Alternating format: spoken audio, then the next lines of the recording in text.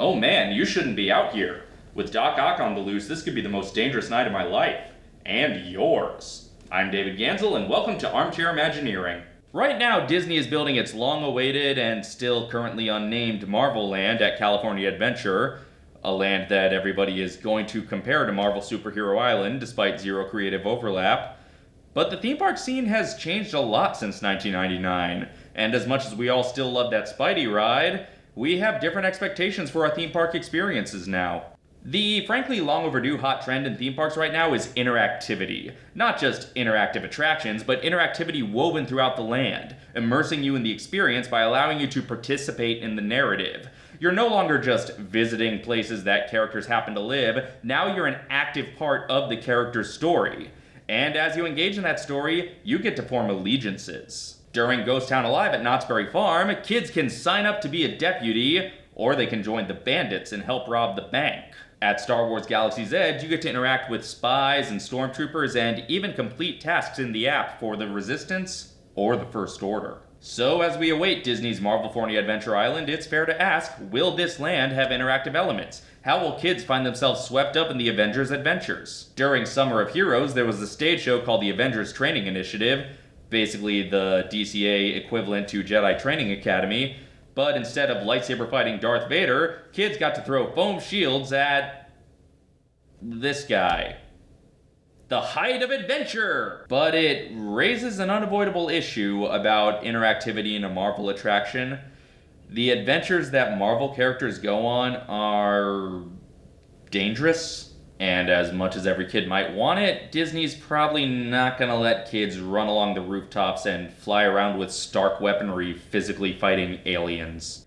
I mean, sure, maybe kids could be honorary S.H.I.E.L.D. agents because nothing ever goes wrong for S.H.I.E.L.D., right? No, there's gotta be another way. So what other role could kids play in the Marvel Universe? Well, what's another role they can play in Ghost Town Alive? That's right, a reporter. I think you might know where I'm going with this. Come on in and sign up for the Daily Bugle Cub Reporter League. Go take pictures of Spider-Man and the other heroes, and then bring your pictures back to the office in exchange for prizes. But while you're out on assignment, you start to see some supervillains too. And as the day goes on, you uncover more of the story, tracking the heroes and the villains, until your reporting helps the heroes figure out the villain's plot and save the day. At its lowest scale version, this would be a great way to plus up the character meet and greet experience. Sure, kids may not be as excited to take a picture with a college student dressed as Hawkeye as they are to take a picture with a college student dressed as T'Challa or Loki, but if you gamify the photo-taking experience, well, now they're gonna want to meet them all. Alright kid, here's your new mission. Captain America has been sighted over by the Tavon Tower. Go get the scoop, tell us what he's up to, and get a picture. Welcome back, kid. What's that? Captain America says he and the Avengers are patrolling, keeping their eyes out for a Kree invasion? You better go find Captain Marvel and find out what she knows. But, much like Ghost Town Alive and Galaxy's Edge, it doesn't have to be limited to existing meet and greet experiences because at certain points in the day, story beats can take the form of action sequences. Then we'll watch the Avengers fight as we get the scoop for the Bugle. This way they can keep the traditional meet and greet elements but still use it to lead into more exciting superheroics. Oh, what's that? Captain Marvel expects the Kree invasion at the restaurant at 3 o'clock and we'd better tell people to evacuate? Boy, that sounds dangerous. You better be there to get some pictures. Then you go to the designated spot at the designated time, and the meet and greet Avengers you've been interacting with are all like, don't worry, we've got this. And they run inside, and then stunt performers dressed exactly like them come out on the roof, and they fight off the aliens. It's all very, very exciting, and you're right there taking pictures. There's stunts, there's probably pyrotechnics, there's cool music. It's all very exciting to witness. And then you take your pictures back to the Bugle, and they reward you with, I don't know, a certificate claiming to be whatever the MCU equivalent of a Pulitzer is. Now, I know what you're probably thinking. At least I know what you're thinking if you're all caught up on the MCU. If you're not, I'm about to get into some minor spoilers, so you might want to skip ahead to this time code in the video, or else just mute the video for this amount of time, and then I'll let you know when to unmute it visually, you know.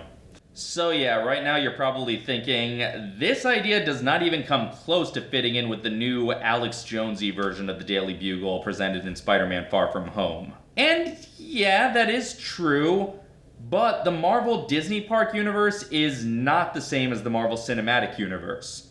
Oh, don't get me wrong, there's a lot of overlap, much like the Marvel Cinematic Universe and the Marvel Animated Television Universe have a lot of overlap, but they're not an identical continuity. I mean, Mission Breakout doesn't fit into the MCU canon at all. What, Peter still has a Walkman and Groot's still a baby even though Mantis is already part of the team? That doesn't track!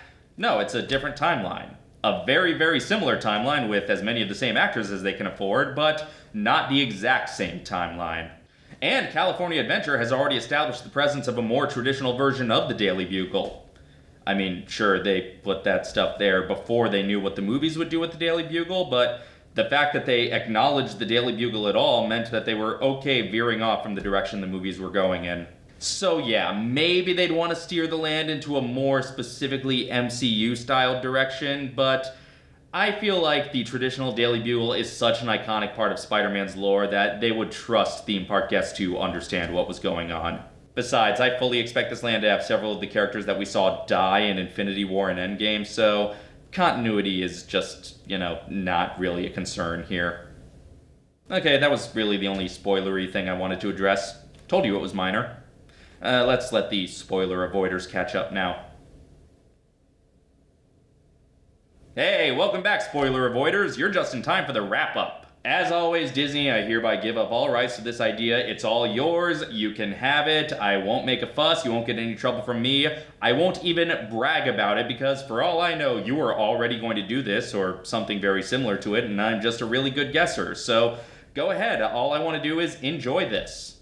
But in the meantime, what would you like to see in Marvel Land? And how would you plus up Marvel Superhero Island with interactive elements? Let's discuss this in the comments, and until next time, this is Dave, signing off.